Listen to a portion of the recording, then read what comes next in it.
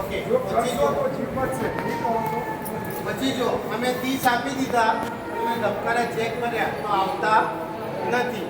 તો જ્યાં સુધી કોઈ તમને મદદમાં ના આવે, 108 ના આવે, કોઈ એને હોસ્પિટલમાં લઈ જવા માટે ના આવે, ત્યાં સુધી તમારે 30 આપવાના છે.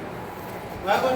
પણ એકલો માણસ આ કરી શકે નહીં. પછી આપણે જે આજુબાજુ ઊભા હોય એમને કહેવાનું કે તમને કોઈ એને આવડતું હોય તો તમે મને મદદ કરો.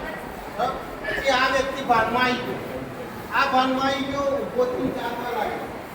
આ વ્યક્તિ ભાનમાં આવી ગયો અને ઊભો થઈને ચાલવા લાગ્યો તો એને એવું નહીં કહેવાનું કે ઘેર જતો રહે. એને આપણે હોસ્પિટલમાં તો મોકલવાનું જ છે. એ 108 આવે ત્યારે પણ